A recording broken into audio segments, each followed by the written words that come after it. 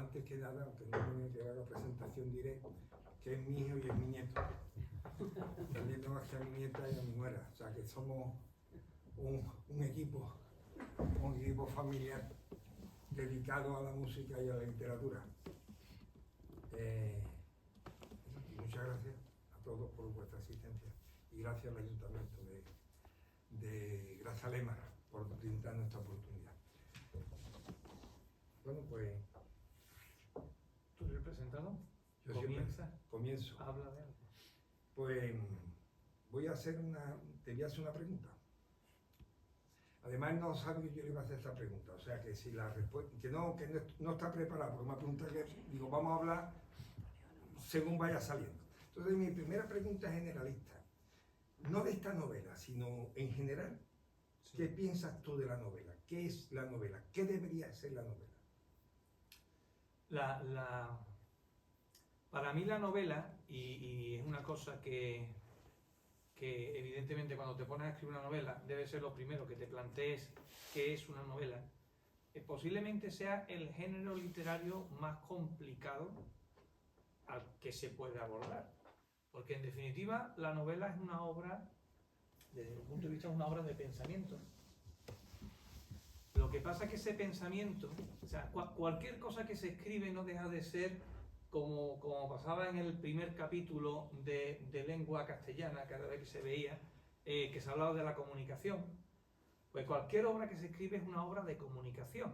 No tendría sentido un escrito si no pensamos en que alguien lo tiene que leer y que se quiere transmitir una idea de una forma concreta. Depende de la idea que se quiera transmitir, evidentemente, el autor considera un medio, un ensayo, un poema, una novela. Desde mi punto de vista, la novela es uno de los géneros más complejos porque no solamente transmite, sino que tiene que transmitir al tiempo que creas un mundo, creas unos personajes que tienen que ser convincentes, hay una trama que debe de ser además intrigante, entretenida, debe de haber algún tipo de hilo o de algún tipo de misterio, de motivo que haga que el lector tenga ánimo por seguir leyendo con independencia de aquello de lo que se esté hablando. Y de lo que se está hablando puede ser cualquiera de los asuntos que atañe al hombre, ¿no? Pueden ser novelas románticas, sobre la guerra, sobre la economía, sobre la depresión, sobre relaciones de pareja, o sea, con independencia del tema. Entonces, para mí una novela, abordar la literatura sin pensar en que el autor tiene que tener, antes de ponerse a escribir, un motivo muy claro por el cual te quieres poner a escribir la novela. No es simplemente contar una serie de hechos, sino hay una transmisión. Entonces eso me lleva a una segunda pregunta. Y contéstala hasta donde pueda, porque sí. Sé que los escritores nos da coraje de muchas veces. Sí. Ya me has dicho de la novela en general, pero de esta en particular, ¿qué buscabas en esta novela en particular? A ver, en esta novela en particular, una de las diferencias entre una novela y un relato es que el relato solamente ataca a un único objeto. Es unidireccional, este relato. Sin embargo, una novela se ramifica. Por lo tanto, hay muchos objetivos dentro de la novela. Evidentemente, uno de los objetivos de la novela está en meditar sobre la perfección, sobre la perfección humana, la perfección de la naturaleza, sobre cuáles son los caminos que le llevan, que conducen a una persona para intentar lograr ser mejor él consigo mismo y con el mundo. Y esos caminos hacia la perfección se pueden estudiar de diferentes puntos de vista, desde unos puntos de vista más racionalistas, desde un punto de vista más materialista o desde un punto de vista más humano y cercano. Entonces, ¿qué es lo que a mí me va a permitir o de qué forma se aborda en la novela? Pues la novela, y es una cosa que se va a descubrir evidentemente al principio, va a haber como tres líneas, con tres historias que van a confluir en definitiva porque son tres puntos de vista diferentes para la búsqueda de ese objetivo. Entonces esos tres puntos de vista diferentes, esos tres personajes, que en cierta forma son tres personajes principales, son los que van a poner de manifiesto lo que es esta idea. A mí, ahora te dejaré a ti un momentito. para mí, yo cuando leí la novela, lo primero que me atrajo fue algo muy real que sucede. Y es como alguien que nace en un sitio como por ejemplo Grazalema, por circunstancias de la vida se va a estudiar fuera y se desvincula de su pueblo.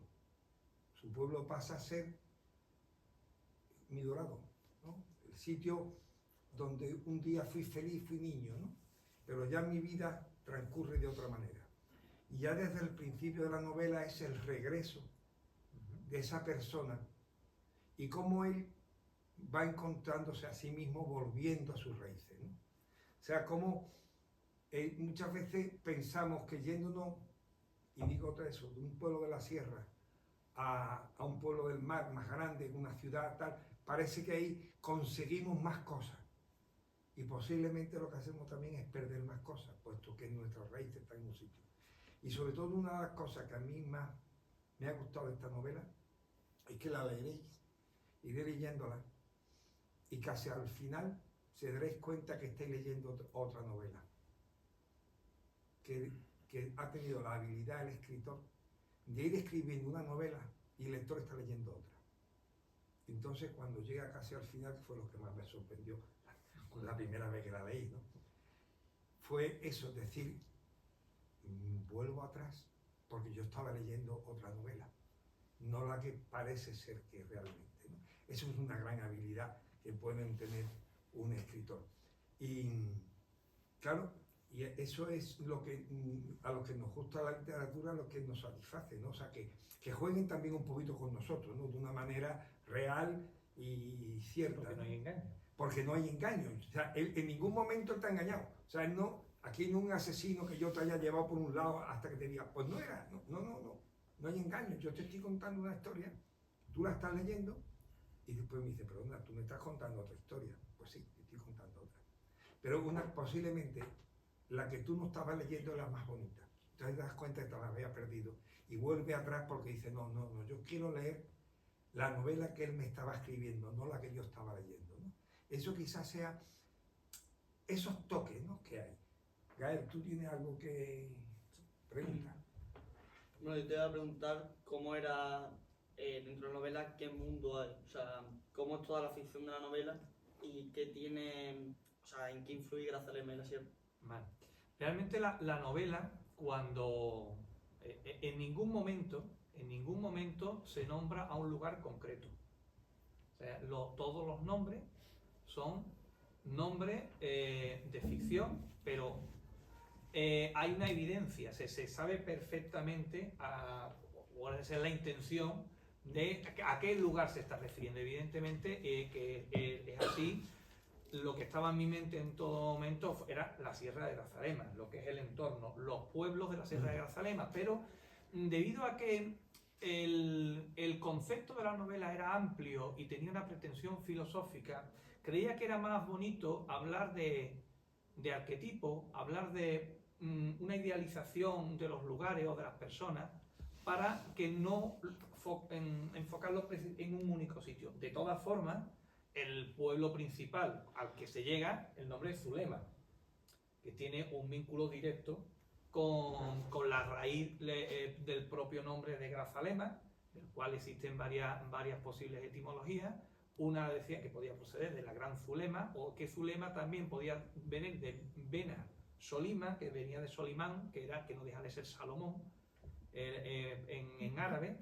Salomón, que además es muy interesante, porque es un rey con un contenido de hermetismo y de esoterismo muy interesante, porque también en la novela la impregno un poco de lo que es esa filosofía hermética antigua. Pero claro, se nombra siempre como Zulema, al igual que se nombran otros pueblos de la sierra, con una serie de paráfrasis que evoquen un poco la naturaleza, tanto del entorno como de sus habitantes. Pero lo que es en la estructura, en todo tiempo, en todo momento.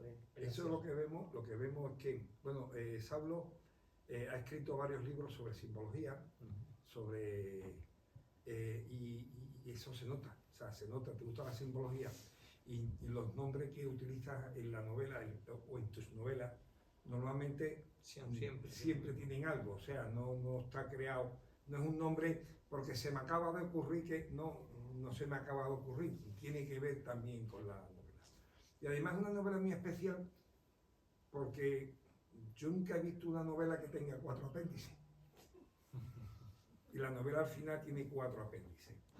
Uno de ellos, precioso, que es sobre un dolmen, sobre el dolmen de Alberite, que es un dolmen que está en Villamartín, está a los pies de la sierra de Grazalema. Y tiene que ver también con la novela, por eso está el apéndice, porque serviría, que no es un apéndice que uno de principio pueda ver y decir, bueno, pues esto lo ha puesto aquí porque le gustaba ponerlo. No, tiene que ver con la novela para darle más sentido a todo lo que ha ido transcurriendo. Claro, el asunto es el siguiente. A mí cuando estaba escribiendo la novela, veía que en la novela evidentemente se te va desarrollando un mundo propio en el que va a aparecer unos personajes que tienen unas vivencias, que tienen, en algunos de los casos, porque también hay cultura antigua, hay cultura ancestral, existen unos mitos. Entonces todos esos mitos, todos esos relatos debían de ser contados. O sea, cuando tú vas a una ciudad, das un paseo, no solamente es el paseo, tienes que entrar en la iglesia, tienes que entrar en el museo de la ciudad, tienes que a lo mejor leer algún escrito histórico sobre el pueblo, tienes que dar un paseo por los contornos. Entonces, ¿qué es lo que pasa? Que acercarte a un mundo, que es lo que es la propuesta, acercarnos a un mundo, requería explicar ese mundo. Entonces, en la explicación de ese mundo, si dentro de los personajes hacen referencia a cuentos populares, el cuento popular tenía que estar escrito en algún sitio, pues entonces está escrito al final, como una recopilación de uno de los personajes. De igual forma que si hay un estudio sobre la cultura dolménica, pues ese estudio también está al final. ¿Qué es lo que pasa?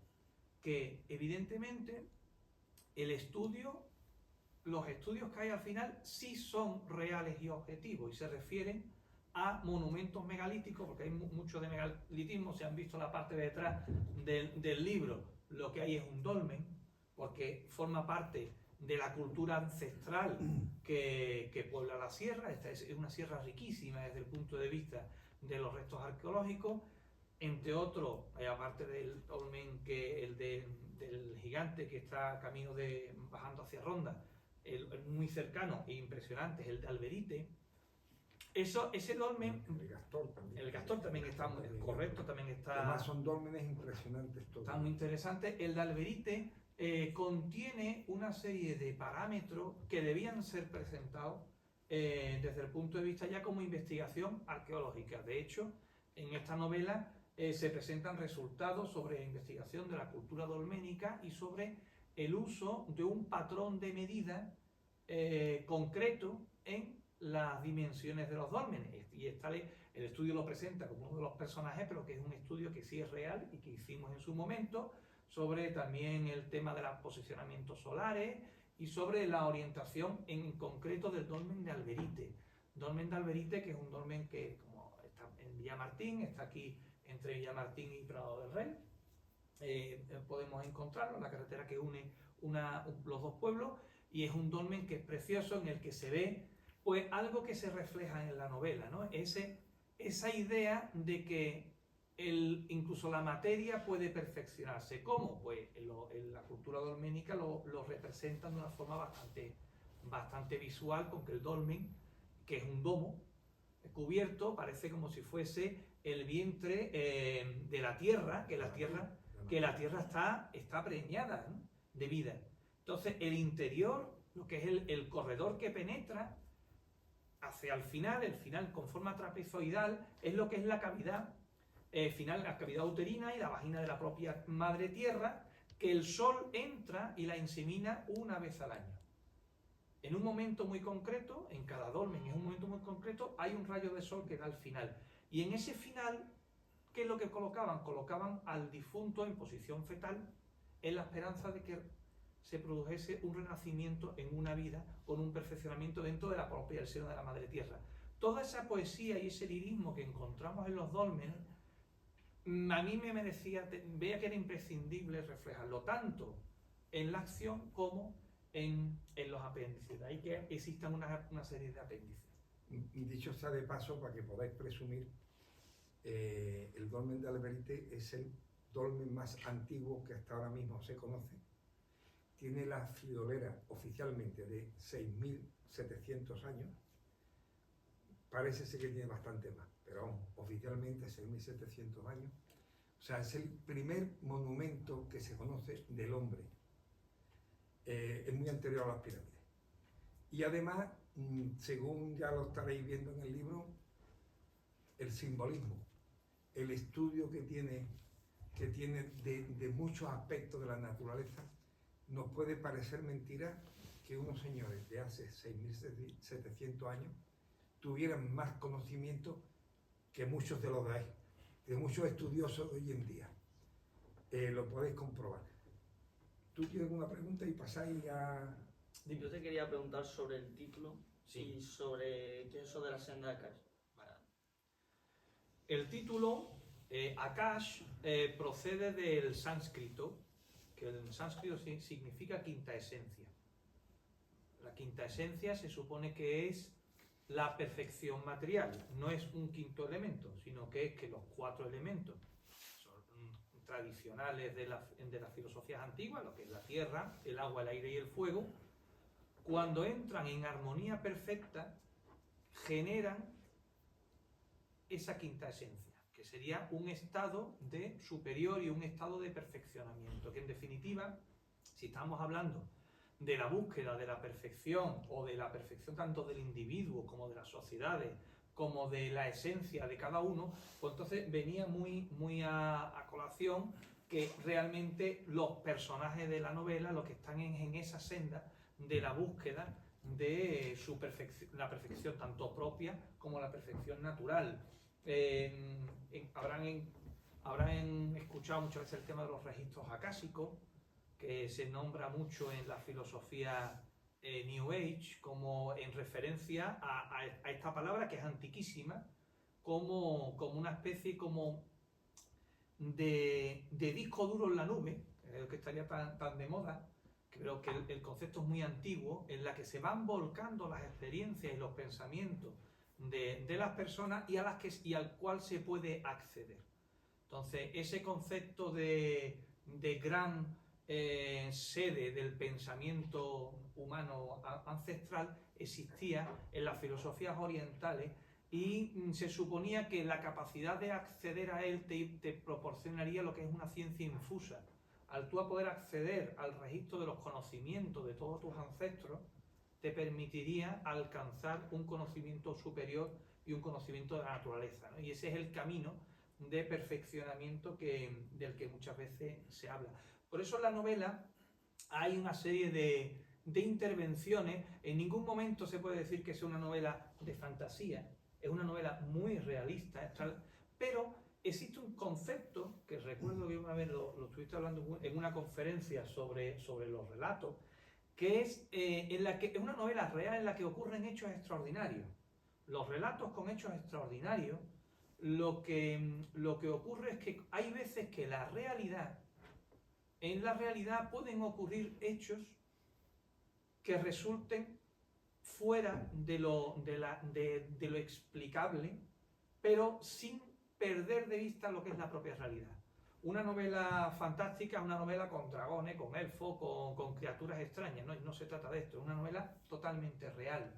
Pero una novela real en la que extraordinaria, en la que pueden ocurrir o ocurren o se pueden interpretar ciertos hechos como hechos extraordinarios.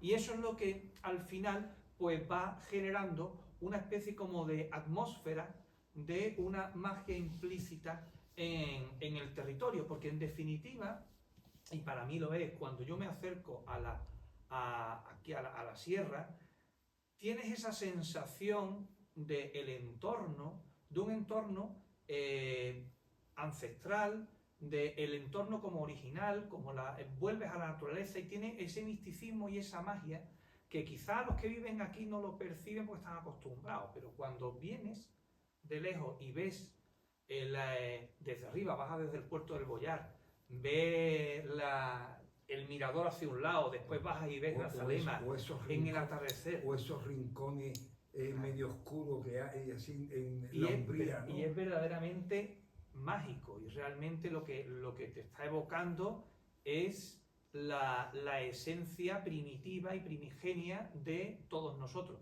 Además, otra cosa que también se tiene en cuenta, que es que esta sierra ha sido siempre el refugio durante milenios de la cultura más primitiva. Siempre que había un problema, una revuelta, ¿dónde estaban las tropas? Pues los pueblos de las llanuras. Llegaban, ¿dónde se refugiaban todo el mundo? Ya se llamen moriscos, ya se llamen los últimos nazaríes, ya se llamen los maquis, o sea, quien sea, cualquier grupo humano que necesitaba huir, los bandoleros, ¿no? Que necesitaba refugiarse de la agresión de la civilización, se refugiaba en la sierra, y al final eso va generando un ambiente que a mí me parece que es muy, muy mágico. Sí. Oye, porque me recuerda, ¿quién cuando va por la sierra y no ve es un hueco ahí en la Umbría, donde hay una serie de encinas o de alcornoques, hay una pequeña cascada de agua? Si en ese momento allí ocurre algo extraordinario, Es creíble. es creíble. ¿Por qué? Porque ya estamos en un lugar mágico. Porque nosotros en nuestra mente estamos viendo allí un lugar mágico. Y tú dices, bueno, pues no ha ocurrido, pero podía ocurrir seguro. Y si ocurre, yo me lo puedo aceptar porque puedo está aceptar dentro de la lógica del sitio. Ese es Pues venga. Ahora van a tocar una pieza cuyo autor es él, de un libro que es el último libro que tú has publicado, que se llama Fantasía Atlántica. Atlántida, perdón. Atlántida, en donde él hace un estudio de lo que nosotros hemos estado recibiendo, qué legado nos ha dejado la Atlántida y por dónde y por muchos sitios. De escribir ese libro se les fue inspirando una música que tiene que ver con lo que estaba escribiendo. Van a tocar la primera parte, el primer tiempo, que se llama Lo que la tierra guarda. Y es una composición para oboe y piano.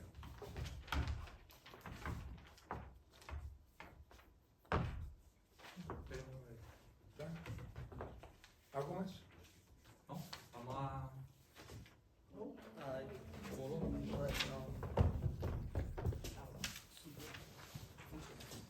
La secretaria está atenta.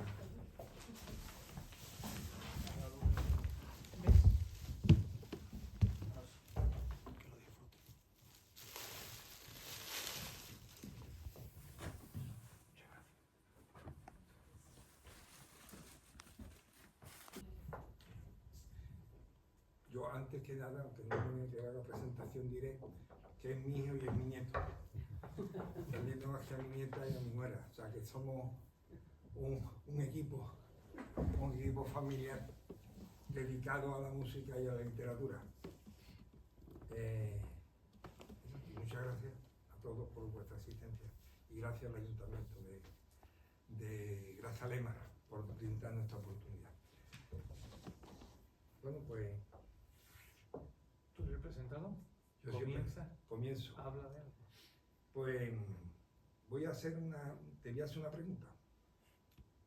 Además no sabe que yo le iba a hacer esta pregunta, o sea que si la respuesta, que no está preparada, porque me pregunta que, digo, vamos a hablar según vaya saliendo. Entonces mi primera pregunta es generalista, no de esta novela, sino en general. Sí. ¿Qué piensas tú de la novela? ¿Qué es la novela? ¿Qué debería ser la novela? Para mí la novela, y es una cosa que evidentemente cuando te pones a escribir una novela debe ser lo primero que te plantees qué es una novela, posiblemente sea el género literario más complicado al que se puede abordar. Porque en definitiva la novela es una obra, desde mi punto de vista es una obra de pensamiento. Lo que pasa es que ese pensamiento, o sea, cualquier cosa que se escribe no deja de ser como pasaba en el primer capítulo de lengua castellana, cada vez que se veía, que se hablaba de la comunicación. Pues cualquier obra que se escribe es una obra de comunicación. No tendría sentido un escrito si no pensamos en que alguien lo tiene que leer y que se quiere transmitir una idea de una forma concreta. Depende de la idea que se quiera transmitir, evidentemente, el autor considera un medio, un ensayo, un poema, una novela. Desde mi punto de vista, la novela es uno de los géneros más complejos porque no solamente transmite, sino que tiene que transmitir al tiempo que creas un mundo, creas unos personajes que tienen que ser convincentes, hay una trama que debe de ser además intrigante, entretenida, debe de haber algún tipo de hilo o de algún tipo de misterio, de motivo que haga que el lector tenga ánimo por seguir leyendo con independencia de aquello de lo que se esté hablando. Y de lo que se está hablando puede ser cualquiera de los asuntos que atañe al hombre, ¿no? Pueden ser novelas románticas, sobre la guerra, sobre la economía, sobre la depresión, sobre relaciones de pareja, o sea, con independencia del tema. Entonces, para mí una novela, abordar la literatura sin pensar en que el autor tiene que tener, antes de ponerse a escribir, un motivo muy claro por el cual te quieres poner a escribir las novelas. No es simplemente contar una serie de hechos, sino hay una transmisión. Entonces eso me lleva a una segunda pregunta. Y contéstala hasta donde pueda, porque Sí. sé que los escritores nos da coraje de muchas veces. Sí. Ya me has dicho de la novela en general, pero de esta en particular, ¿qué buscabas en esta novela en particular? A ver, en esta novela en particular, una de las diferencias entre una novela y un relato es que el relato solamente ataca a un único objeto. Es unidireccional, este relato. Sin embargo, una novela se ramifica. Por lo tanto, hay muchos objetivos dentro de la novela. Evidentemente, uno de los objetivos de la novela está en meditar sobre la perfección, sobre la perfección humana, la perfección de la naturaleza, sobre cuáles son los caminos que le llevan, que conducen a una persona para intentar lograr ser mejor él consigo mismo y con el mundo. Y esos caminos hacia la perfección se pueden estudiar de diferentes puntos de vista, desde unos puntos de vista más racionalistas, desde un punto de vista más materialista o desde un punto de vista más humano y cercano. Entonces, ¿qué es lo que a mí me va a permitir o de qué forma se aborda en la novela? Pues la novela, y una cosa que se va a descubrir evidentemente al principio, va a haber como tres líneas, con tres historias que van a confluir en definitiva porque son tres puntos de vista diferentes para la búsqueda de ese objetivo. Entonces esos tres puntos de vista diferentes, esos tres personajes, que en cierta forma son tres personajes principales, son los que van a poner de manifiesto lo que es esta idea. A mí, ahora te dejaré a ti un momentito.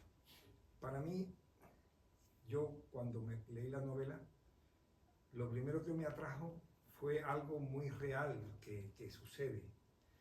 Y es como alguien que nace en un sitio como por ejemplo Grazalema, por circunstancias de la vida se va a estudiar fuera y se desvincula de su pueblo. Su pueblo pasa a ser Mi Dorado, ¿no? El sitio donde un día fui feliz, fui niño, ¿no? Pero ya mi vida transcurre de otra manera.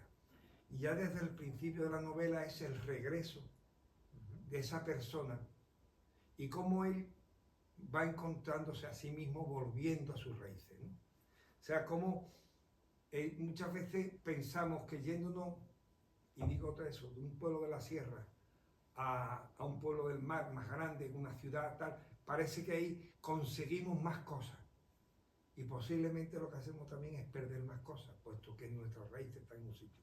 Y sobre todo una de las cosas que a mí más me ha gustado de esta novela es que la leeréis, iré leyéndola, y casi al final se daréis cuenta que estáis leyendo otra novela. Que ha tenido la habilidad el escritor de ir escribiendo una novela y el lector está leyendo otra. Entonces cuando llega casi al final, que fue lo que más me sorprendió la primera vez que la leí, ¿no? Fue eso, es decir, vuelvo atrás porque yo estaba leyendo otra novela, no la que parece ser que realmente, ¿no?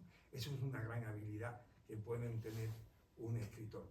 Y claro, y eso es lo que a los que nos gusta la literatura, lo que nos satisface, ¿no? O sea, que jueguen también un poquito con nosotros, ¿no? De una manera real y cierta. Porque no hay engaño. Porque no hay engaño. O sea, él en ningún momento te ha engañado. O sea, él no, aquí no un asesino que yo te haya llevado por un lado hasta que te diga, pues no era, no hay engaño. Yo te estoy contando una historia, tú la estás leyendo y después me dice, perdona, tú me estás contando otra historia. Pues sí, te estoy contando otra. Pero posiblemente la que tú no estabas leyendo es la más bonita. Entonces te das cuenta que te la había perdido y vuelve atrás porque dice, no, yo quiero leer la novela que él me estaba escribiendo, no la que yo estaba leyendo, ¿no? Eso quizás sea esos toques, ¿no?, que hay. Gael, ¿tú tienes algo que preguntar? Bueno, yo te voy a preguntar cómo era dentro de la novela, qué mundo hay, o sea, cómo es toda la ficción de la novela y qué tiene, o sea, en qué influye Grazalema en la sierra. Vale. Realmente la novela, cuando en ningún momento se nombra a un lugar concreto. O sea, todos los nombres son nombres de ficción, pero hay una evidencia, se sabe perfectamente cuál es la intención de a qué lugar se está refiriendo. Evidentemente que es así. Lo que estaba en mi mente en todo momento era la Sierra de Grazalema, lo que es el entorno, los pueblos de la Sierra de Grazalema, pero debido a que el concepto de la novela era amplio y tenía una pretensión filosófica, creía que era más bonito hablar de arquetipo, hablar de una idealización de los lugares o de las personas, para que no enfocarlo en un único sitio. De todas formas, el pueblo principal al que se llega, el nombre es Zulema, que tiene un vínculo directo con la raíz del propio nombre de Grazalema, del cual existen varias posibles etimologías. Una decía que podía proceder de la Gran Zulema, o que Zulema también podía venir de Bena Solima, que venía de Solimán, que no deja de ser Salomón, en árabe. Salomón, que además es muy interesante, porque es un rey con un contenido de hermetismo y de esoterismo muy interesante, porque también en la novela la impregno un poco de lo que es esa filosofía hermética antigua. Pero claro, se nombra siempre como Zulema, al igual que se nombran otros pueblos de la sierra, con una serie de paráfrasis que evoquen un poco la naturaleza, tanto del entorno como de sus habitantes. Pero lo que es en la estructura es en todo tiempo, en todo momento. Eso es lo que vemos es que, bueno, Saulo ha escrito varios libros sobre simbología, y eso se nota, o sea, se nota, te gusta la simbología y los nombres que utilizas en la novela o en tus novelas normalmente siempre tienen algo, o sea, no está creado, no es un nombre porque se me acaba de ocurrir que no se me acaba de ocurrir, tiene que ver también con la novela. Y además es una novela muy especial porque yo nunca he visto una novela que tenga 4 apéndices. Y la novela al final tiene 4 apéndices. Uno de ellos, precioso, que es sobre un dolmen, sobre el dolmen de Alberite, que es un dolmen que está en Villamartín, está a los pies de la sierra de Grazalema. Y tiene que ver también con la novela, por eso está el apéndice, porque serviría, que no es un apéndice que uno de un principio pueda ver y decir, bueno, pues esto lo ha puesto aquí porque le gustaba ponerlo. No, tiene que ver con la novela para darle más sentido a todo lo que ha ido transcurriendo. Claro, el asunto es el siguiente. A mí cuando estaba escribiendo la novela, veía que en la novela evidentemente se te va desarrollando un mundo propio en el que va a aparecer unos personajes que tienen unas vivencias, que tienen, en algunos de los casos, porque también hay cultura antigua, hay cultura ancestral, existen unos mitos. Entonces todos esos mitos, todos esos relatos debían de ser contados. O sea, cuando tú vas a una ciudad, das un paseo, no solamente es el paseo, tienes que entrar en la iglesia, tienes que entrar en el museo de la ciudad, tienes que a lo mejor leer algún escrito histórico sobre el pueblo, tienes que dar un paseo por los contornos. Entonces, ¿qué es lo que pasa? que acercarte a un mundo, que es lo que es la propuesta, acercarnos a un mundo, requería explicar ese mundo. Entonces, en la explicación de ese mundo, si dentro de los personajes hacen referencia a cuentos populares, el cuento popular tenía que estar escrito en algún sitio, pues entonces está escrito al final, como una recopilación de uno de los personajes. De igual forma que si hay un estudio sobre la cultura dolménica, pues ese estudio también está al final. ¿Qué es lo que pasa? Que evidentemente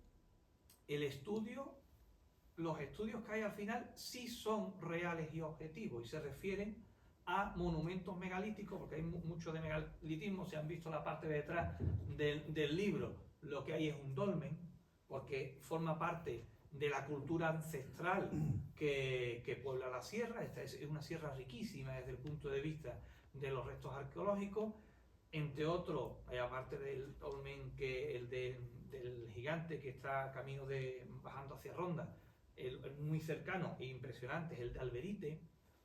Ese dolmen, el Castor también está correcto, también está. Además son dólmenes impresionantes todos. Está muy interesante. El de Alberite contiene una serie de parámetros que debían ser presentados desde el punto de vista ya como investigación arqueológica. De hecho, en esta novela se presentan resultados sobre investigación de la cultura dolménica y sobre el uso de un patrón de medida concreto en las dimensiones de los dólmenes. Y el estudio lo presenta como uno de los personajes, pero que es un estudio que sí es real y que hicimos en su momento, sobre también el tema de los posicionamientos solares y sobre la orientación en concreto del dolmen de Alberite.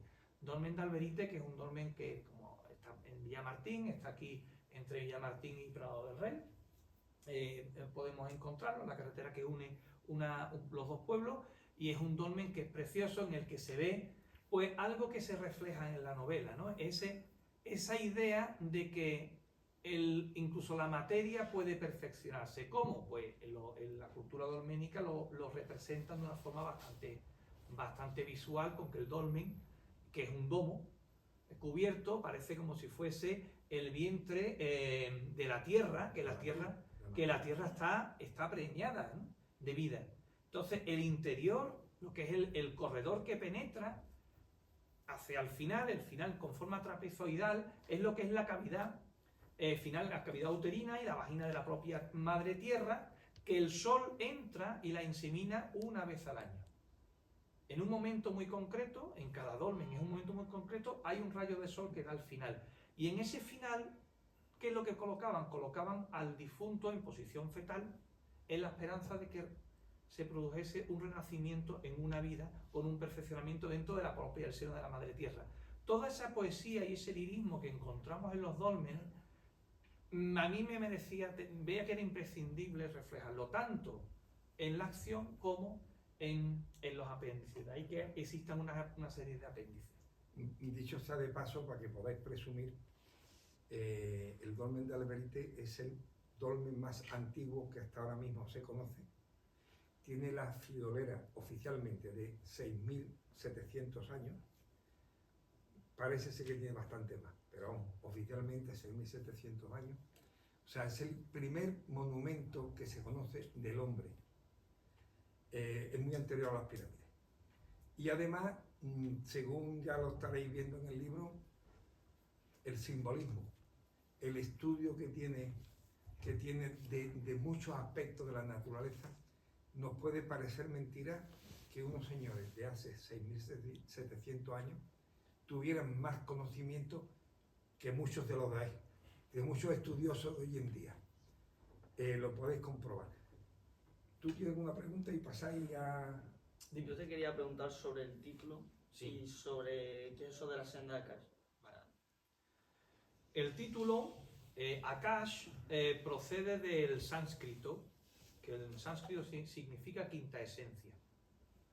La quinta esencia se supone que es la perfección material, no es un quinto elemento, sino que es que los cuatro elementos son tradicionales de las filosofías antiguas, lo que es la tierra, el agua, el aire y el fuego, cuando entran en armonía perfecta, generan esa quinta esencia, que sería un estado de superior y un estado de perfeccionamiento, que en definitiva, si estamos hablando de la búsqueda de la perfección o de la perfección tanto del individuo como de las sociedades, como de la esencia de cada uno, pues entonces venía muy a colación que realmente los personajes de la novela lo que están en esa senda de la búsqueda de la perfección tanto propia como la perfección natural.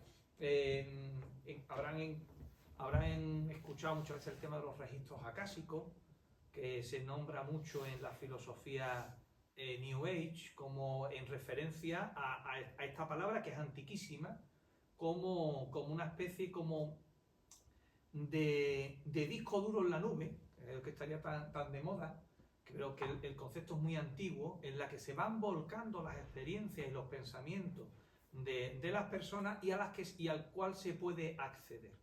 Entonces, ese concepto de gran sede del pensamiento humano ancestral existía en las filosofías orientales y se suponía que la capacidad de acceder a él te proporcionaría lo que es una ciencia infusa.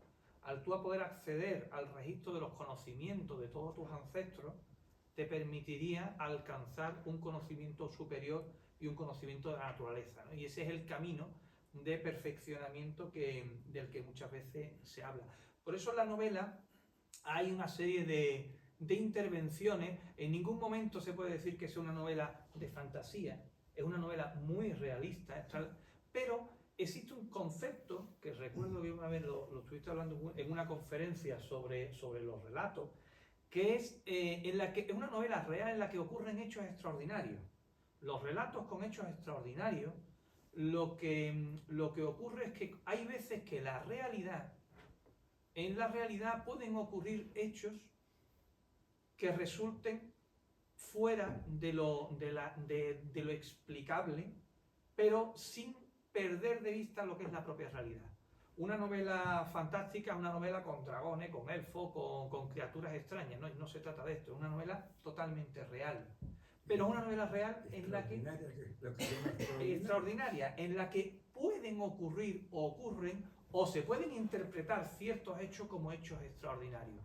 Y eso es lo que al final pues va generando una especie como de atmósfera de una magia implícita en el territorio, porque en definitiva, y para mí lo es, cuando yo me acerco aquí a la sierra, tienes esa sensación de un entorno ancestral, del entorno como original, vuelves a la naturaleza y tiene ese misticismo y esa magia que quizá los que viven aquí no lo perciben porque están acostumbrados, pero cuando vienes de lejos y ves desde arriba, bajas desde el puerto del Boyar, ves el mirador hacia un lado, después bajas y ves Grazalema en el atardecer. O esos rincones medio oscuros que hay así en la Umbría, ¿no? Y es verdaderamente mágico, y realmente lo que te está evocando es la esencia primitiva y primigenia de todos nosotros.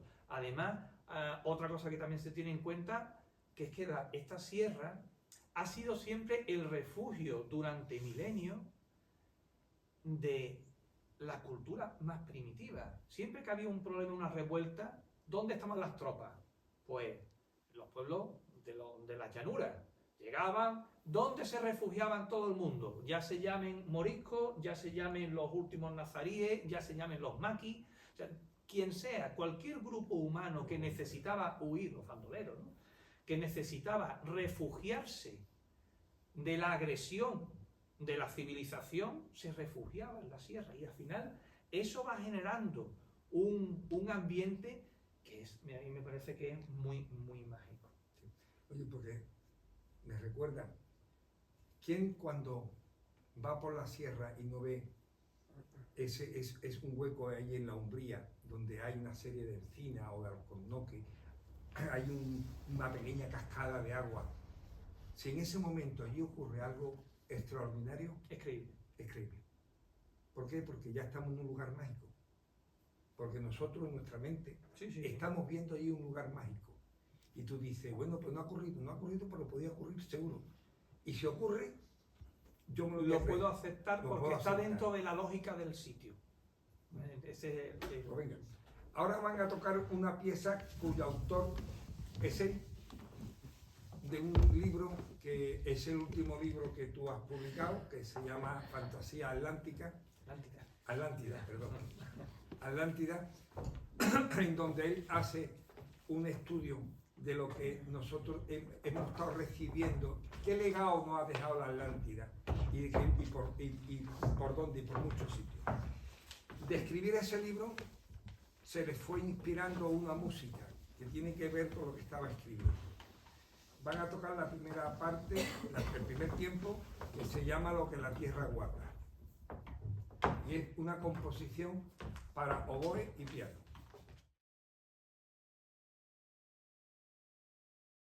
Este tiempo Sí, de esta obra se llama Lo que la tierra guarda. sí. Pero es que lo haces por un tema sobre la Atlántida. Fue adelante. Pero tiene mucho que ver con esta novela también, puesto que esta novela lo que habla es de lo que la tierra guarda. Vamos a ver, es que Es el eje sí. fundamental de la novela, es lo que la tierra guarda. Se podría incluso decir que el estudio de la Atlántida es, o sea, parte de esta novela. O sea, lo que, de hecho, la Atlántida como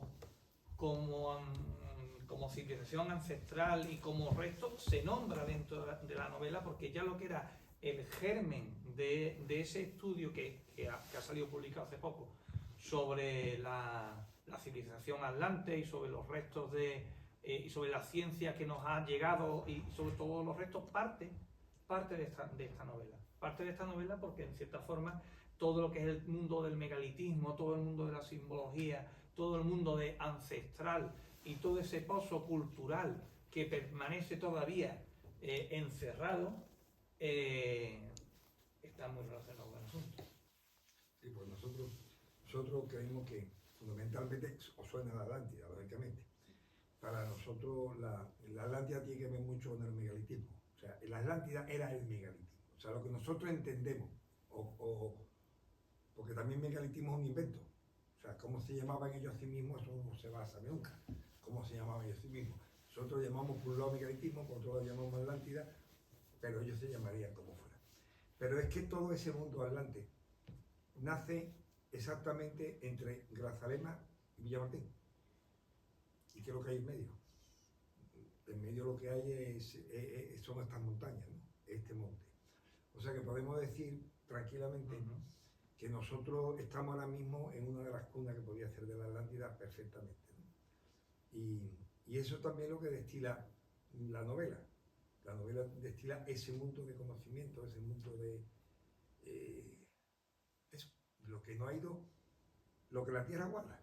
Lo que todavía guarda y nos reserva, o sea, porque realmente lo fascinante de estas investigaciones es todo lo que se ve que queda por encontrar. Cómo constantemente se siguen encontrando restos, se siguen encontrando pruebas que en cierta forma no hacen más que corroborar las hipótesis que se estaban llevando, ¿no? El cómo Sí, sí. no dejan de aparecer todas esas estructuras circulares, concéntricas, los dólmenes. Porque realmente una cosa que existe en la Sierra de Grazalema es que se investiga muy poco. Muy poco. Incluso eso de las 5 villas, 7, sí, no, porque más que se han encontrado 5. 7 villas aún están por encontrar, algunas, ¿no? O sea, que ni siquiera ese pasado tan cercano, porque muchas veces no nos damos cuenta que esto fue al andaluz, fue andalusí hasta 1485. O sea, que como quien dice hace 4 días, ¿no? Y que de esas 7 villas todavía no la hayan encontrado a 7, todavía creo que son todos los que faltan todavía por ubicar, ¿no? Eso quiere decir que se conoce muy poco de esta sierra, que hay mucho para conocer. Que la Tierra sigue guardando cosas. Que la tierra sigue guardando muchas cosas. Muchas cosas. Y si subimos desde Villaluenga hacia arriba, hacia Bronajos, hacia aquí a la sierra del Endrinar, ahí nos encontramos unos sitios, ¿te acuerdas que estuvimos hace unos años? Unos sitios donde tú dices, aquí había algo, ha debido de existir algo. Claro, ahora hay inhóspito, porque está ahí arriba, pero no tuvo por qué ser así en la antigüedad. En la antigüedad pudo estar comunicado perfectamente con otros sitios, ¿no? Y tú dices, es que aquí puede haber estructura, ahí en el suelo está guardando cosas que está buscando, pero esto es muy grande, ¿no? Y tampoco no hay fondos ni hay gente dispuesta a investigar, pero yo creo que una de las tareas que puede tener el parque es también investigar dentro del parque qué es lo que la tierra nos guarda y poder irlo sacando, ¿no? Porque esto tiene miles de años de civilización. Ahí, cuando tú quieras. Bueno, también cambiando un poco de tema, antes comentaste algo acerca de 3 historias que confluían. Sí. Fue hace un rato, pero Sí. ¿qué nos puedes contar de eso? Sí, las 3 historias que van a lo que es a construir lo que es la novela. Una es, se ha comentado algo, un chaval que vuelve, después de mucho tiempo, vuelve a su pueblo. Entonces, claro, se da cuenta en que están todo lo que en su imaginación estaba, toda su juventud, todos sus anhelos, y lo que verdaderamente después hacia dónde ha ido su vida, ¿no? Entonces, ese mito del eterno retorno, del que hablaba Mircea Eliade, que también es una alegoría no solamente de lo que físicamente está ocurriendo, que es un chaval que retorna, sino ese retorno nuestro a lo que estábamos hablando antes, ¿no? A las fuentes originales. Ese retorno que tenemos que hacer de forma constante a los clásicos. No hace falta irse al 8º milenio, antes, también están los clásicos de siglos pasados de nuestra propia cultura. Entonces, es que es fundamental para poder encontrarnos a nosotros mismos, a investigar sobre todos nuestros antecesores, nuestra cultura. Entonces eso es lo que va a significar por un lado. Por otro lado, hay un personaje un tanto particular que es ciertamente maniático, que en cierta forma es el arquetipo de la ilustración que reinó en la Europa de los siglos XVIII y XIX, que es el racionalismo por encima de todo, el uso de la razón, la compartimentación, cuando yo estoy estudiando, que eso es una cosa después que se encuentra cuando ves arqueología, que un arqueólogo no sabe, si hubiese a lo mejor un químico al lado vería otras cosas, o que hace falta a lo mejor un filólogo que también al mismo tiempo trabajando, porque compartimentamos demasiado el conocimiento, sobre todo desde el punto de vista académico, y eso lleva a cegarnos de lo que es el hombre completo, y entonces ese personaje lo refleja. Y por otro lado, hay una historia que va por su cuenta, que es una historia ancestral de lo que podría haber sido la vida aquí hace muchísimos años. Entonces todo eso es lo que va ligando, uniendo, llevando la novela hacia esa explicación de lo que estamos viendo. Bueno, yo ya después de habernos contado tantas cosas sobre la novela, sobre el mundo, las circunstancias, ¿cómo podrías clasificar tanto la novela como el contenido? ¿Respecto a un género? ¿O cómo? Sí, un género y... Sí, más bien un género. Y unos temas a tratar.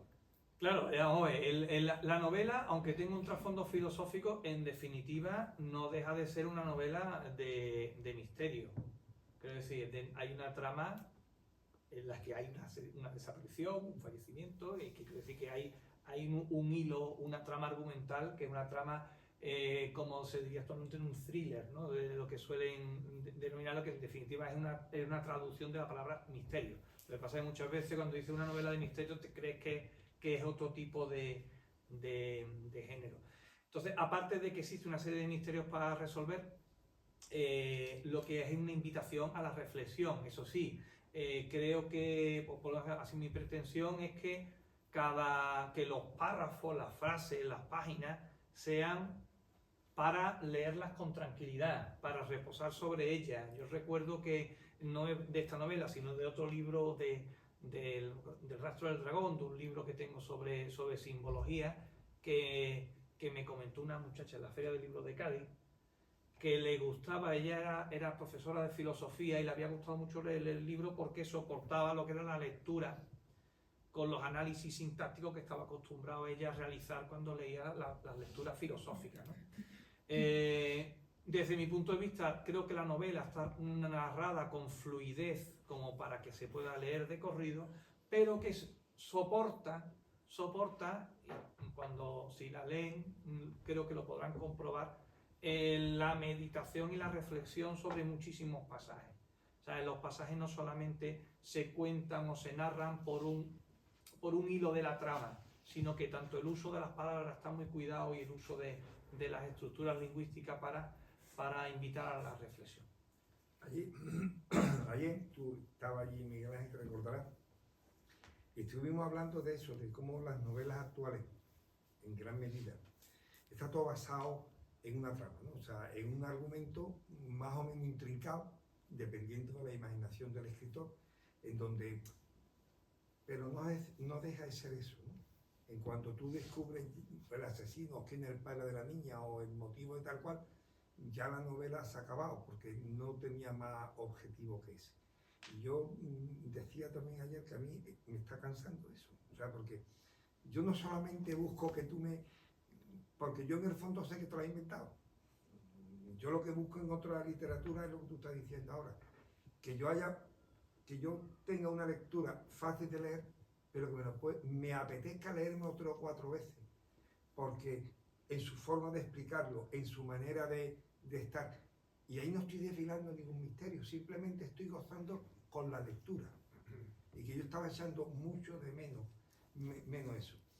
Y a la pregunta de Gael, que está muy bien, porque el hombre necesita estructurar, cuando el hombre es cortito, pues necesita estructurarse mucho para decir, ¿y esto de qué va? Para yo saber a qué apartado de mi cerebro ponerme en funcionamiento. No, esto va de aventura, pues yo, ¿no? Como el ordenador, la aventura.